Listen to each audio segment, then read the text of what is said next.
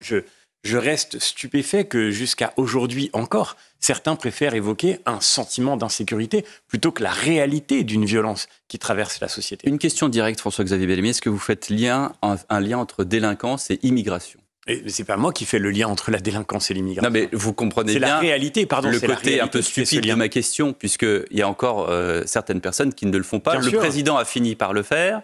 Et les faits, aujourd'hui, c'est que Charles Rodwell, député EPR... Est-ce qu'on peut revenir sur ce lien, tout simplement ? Oui, et après, on reviendra sur sa proposition de loi qui est en lien avec ce que je viens de dire. C'est effectivement très important de faire le bon diagnostic avant d'apporter les bonnes réponses. Aujourd'hui, ceux qui nient la réalité de ce lien nient la réalité des faits. Il y a 8% d'étrangers en France. Dans la proportion de la population française, il y a 8% de personnes étrangères. Eh bien, les étrangers représentent 31% des vols avec violence, 38% des cambriolages. Et même en Ile-de-France, 63% des agressions dans les transports sont le fait de personnes étrangères. Et donc, ceux qui voudraient nous faire croire qu'il n'y a pas de lien entre la présence d'étrangers sur notre sol et la réalité de cette violence nient tout simplement les faits.